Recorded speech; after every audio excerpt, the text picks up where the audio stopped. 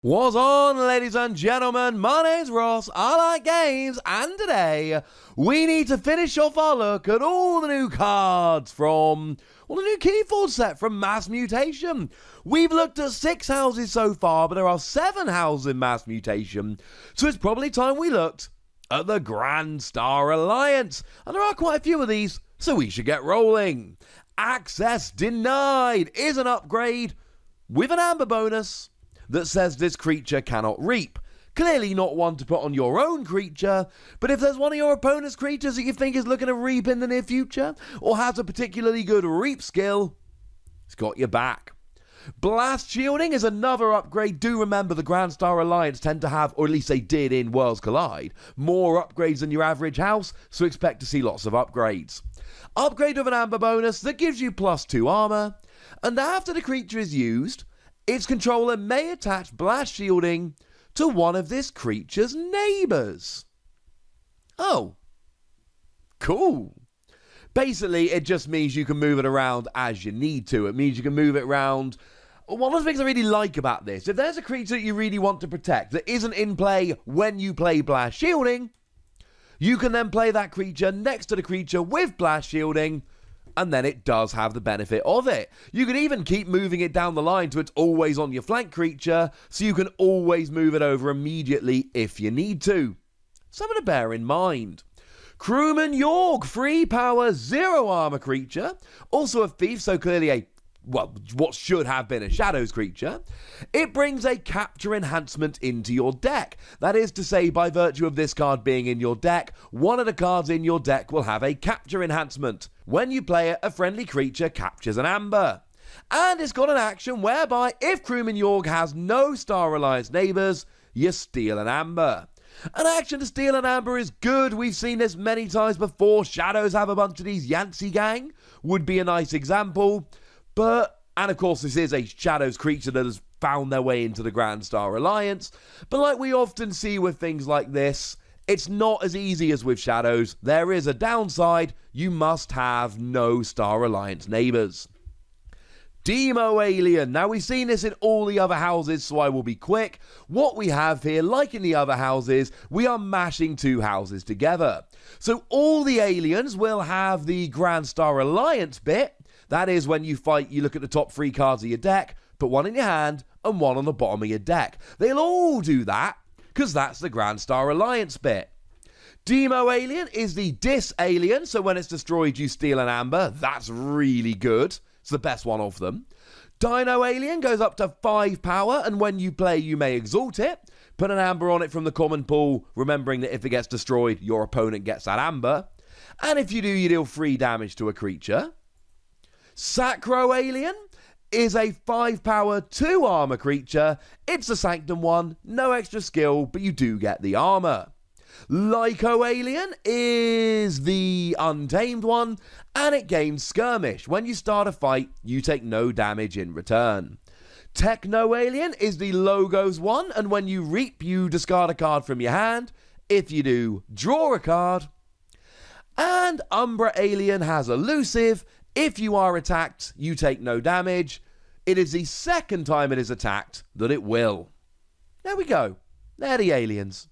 Hadron Collision. Love that the little reference to the Large Hadron Collider here. When you play, you remove ward from a creature and deal 3 damage to it, which cannot be prevented by armor. This is really good if you want to take down a creature. A ward counter says that if the creature would be destroyed, damaged, or otherwise removed from play, you just remove the ward counter instead. And then you ignore armor as well. If you've got a creature that's really trying to protect itself, this might well have your back. OBSERV-U-MAX. It's watching you, Max. Upgrade with an amber bonus, and this creature gains when you fight or reap, capture an amber. And it's only capturing. Your opponent can destroy the creature to get it back, but at the end of the day, you're still talking about amber control. You're still taking amber away from your opponent, even if just temporarily. That's gotta be a good thing. Scout Pete is a 4 power, 0 armor creature, and when you play, or fight, or reap, you look at the top card of your deck and you may discard it. Basically, what that means is At the end of your turn, you're drawing till you got 6 cards in hand, although there will be other times you're drawing cards. And anytime you are drawing cards, you get to, and it's only one, but you get to look at one, and if it's not the one you want, you get to have a chance at getting another one. This is a good thing. SECURI-DROID is a 4-power, 0-armor creature, or is it? It has Taunt, which means that you cannot attack its neighbours, you have to attack it. Quite weak for a creature with Taunt. But it may be played as an upgrade instead, which gives the creature to which it is attached Taunt. So a lot of the time here, what you really want to do is attach this to a really big creature next to creatures you really want to keep alive for the whole, keeping them alive thing. Nice. Subdue is an action card with an amber bonus, and a bit mean to the Saurian Republic, if I may say so. When you play it, you deal 1 amber to a creature, and you stun it. Then they can't be used next turn. It's not phenomenal, but it's nice for essentially giving your opponent a turn off a creature they want. Subject KIRBY is a 2-power, 0-armor creature. Why, yes, that does look a lot like the KIRBY from the last set. Almost like a mutant version of it, you could say. And what it does is, it's a 2-power, 0-armor creature, and when you play or fight or reap, you may play a non-Star Alliance creature this turn. Oh look, it's house cheating. Who could possibly have predicted such a thing? It's good. You get to play creatures not in-house. Firstly, that means you have extra creatures on the board. Secondly, it means you got 1 fewer card in your hand at the end of your turn, so you draw 1 more card at the end of your turn. And, of course, if you're playing, say, a Shadows creature on a Star Alliance turn, then when you get to a Shadows turn, that creature is going to be ready, and you're going to be able to use it, and that's going to be awesome. Survey is an action card with an amber bonus, and it brings a draw enhancement into your deck. 1 random card will have a draw symbol that when you play it, you draw an extra card. And when you play, you look at the top 2 cards of your deck and discard one of them. Why would that be a good thing? It all goes back to drawing, especially at the end of your turn. You're basically getting rid of a card that you don't want. And it gives you information about the top card of your deck, which could be relevant. I like this. Unless I look at the top of my deck and I see 2 really good cards, in which case I get scared and sad. Teleported Chief Tink, 2-power, 0-armor with elusive. The first time you're attacked each turn, nothing happens. And it's got an action whereby you swap Teleported Chief Tink with another friendly creature in the battle line. And you may use that creature this turn. It's more house cheating. If you've got a non-Star Alliance creature you want to use this turn, use it instead of Teleporter Chief Tink. There we go. Anthony, or ANT1-10NY, but let's just call him Anthony. 6 power, 0 armor. When you play, you capture all of your opponent's amber. Clearly, this is a phenomenal card. Now, your opponent can destroy you and get the amber back, but the turn after you play this, your opponent ain't forging. They ain't got no amber. That's wonderful. And at the end of your turn, you may move 1 amber from Anthony to your opponent's pool. And by may, I mean you have to. So you give it all back. You just give it back really slowly. And they won't have no amber. They will, in fact, have 1 amber because you give 1 back. Okay, fine. But the thing here is, you steal it all and they get it back 1 amber at a time. That is such good amber control. Armory Officer Nell, 4 power, 0 armor, brings a draw enhancement into your deck. And after an upgrade enters play, you draw a card. Bearing in mind this is the upgrade house, this is really nice draw power. Away Team is a 5 power, 0 armor group of creatures. And when it's destroyed, you put each upgrade on Away Team into its owner's archives. I love this. Because remember, most, not all, but most of these upgrades end up having an amber bonus. So essentially, you put all the upgrades on here, you get destroyed, they go to your archives, then you bring them out your archive, reattach them all, and get a bunch of amber. That's the use I'm seeing for this anyway. Detention Coil is an upgrade with an amber bonus that says this creature cannot fight. Yeah, it's like access denied, but for fighting, not reaping. Of course, You can put as many upgrades on the same creature as you like in this game. Put them both on the same creature. It's gonna be fun. HAYDEN OSWIN is a 2-power 0-armor creature. Not good. But when you reap, you gain 1 amber for each upgrade on HAYDEN OSWIN. So, look, you're talking a very weak creature, but if you can keep it on the field for a couple of turns, get a few upgrades on it, oh my yes. Not to mention we've got a away team that can fill your archive with upgrades. So you put HAYDEN down, and if HAYDEN can last for 1 turn, you whack all the upgrades on, get all the amber bonuses, then reap, and get loads of amber. Tell me that doesn't sound like fun. Lieutenant Commander TRIGON, we did check that since the previous video. 4 power, 0 armor, and when you reap, you discard the top card of your deck, and resolve that card's bonus icons as if you had played it. Oh, that's good. That's very good. Maybe. Now again, we've got plenty of cards here that let you fix the top card of your deck. We did see, well, all of the aliens, quite frankly. Not the only cards we've seen, but that would be an example. Hopefully you can make sure you've got one with lots of bonuses on the top. That would be good. Mutagenesis Researcher is a 3 power 0 armor creature. And speaking of bonus icons, that's what this is. The creature as a whole is not good. She's not a good creature. But you've got an amber bonus and a capture and a damage when you play the card, deal 1 damage, and a draw. All enhancements, all randomly put onto other cards in your deck. That's a good thing. New Frontiers is an action card with an amber bonus, and when you play, you choose a house, reveal the top 3 cards of your deck, archive each card of the chosen house, and discard the others. This can be amazing. Now, you do have to choose a house before you reveal the top 3 cards of your deck, but then hopefully we've got ways around it. Like I say, there are a bunch of cards we see here that do let you play around. I mean, Scout Pete lets you look at the top card of your deck. That seems like a pretty nice one. That could be fun. All the aliens let you leave a card on the top of your deck. So, yeah. And then, of course, you just get to archive them and bring them out later. That's good. Plus, you end up only archiving cards from one house, so you do hopefully avoid that thing where you archive from all your houses, and then when you draw your archive, it's just a mess in your hand.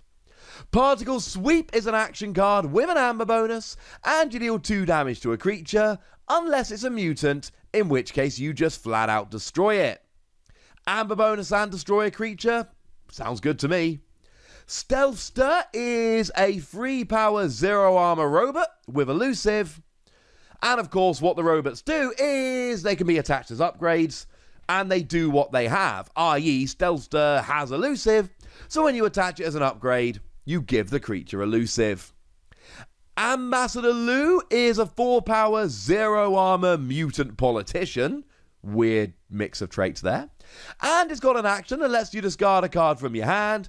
If it is a Dis or Shadows card, you steal an amber. If it is a Logo or Untamed card, you gain 2 amber. And if it is a Sanctum or Saurian card, you capture 3 amber. Love it.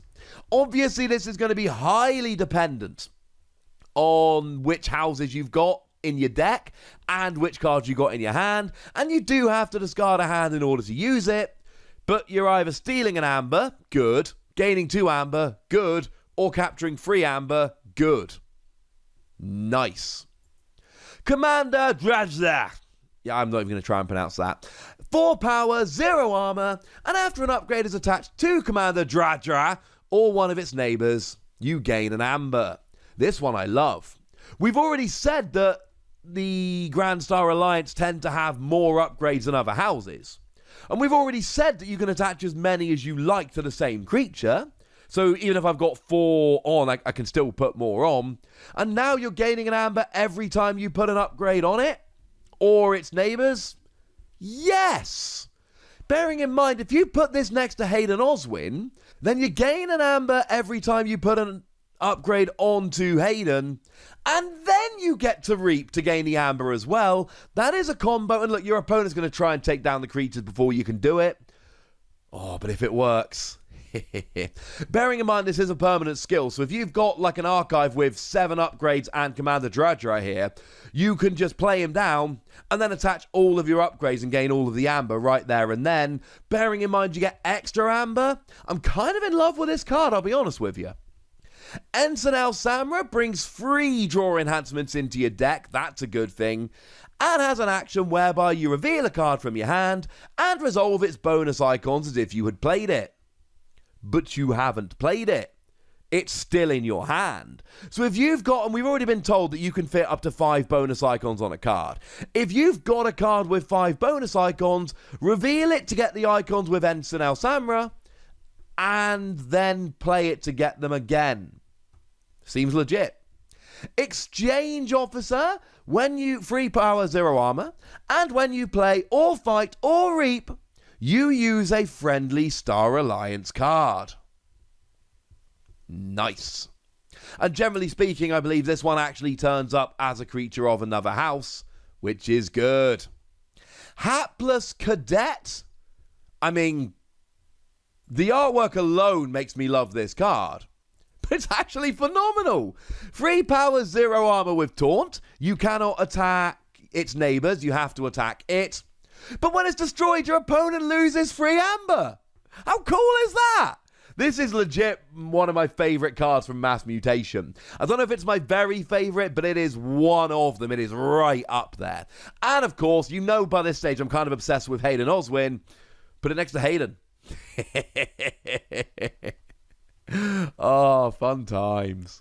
Hold the Line is an action card with an amber bonus, and when you play, if there are more enemy creatures than friendly creatures, you draw cards equal to the difference.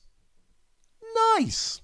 I mean, if there aren't, you do nothing, but I mean, if your opponent's got lots of creatures and you don't, gives you an amber, lets you draw a bunch of cards, yes. Love it. J.O.N cargo, or J.O.N cargo, if you will. 1 power, 0 armor creature, yowza. It's got to be an upside.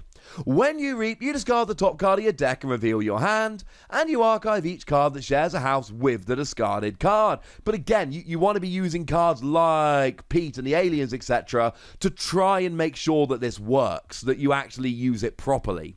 What you don't want to do is archive from the wrong house. Again, one of my things in Keyforge is I love having an archive which is all the same house, so that when I pick it up I just have a monster turn. Whereas if I end up having all 3 houses in my archive, what ends up happening is I pick up all my cards, and then I've got a hand that's so full, I'm not going to be able to draw cards for a couple of turns, and that can go pretty wrong, honestly. KARTANOO is another 1 power, 0 armor creature. And when you reap, you use an artifact controlled by any player as if it were yours. Love it.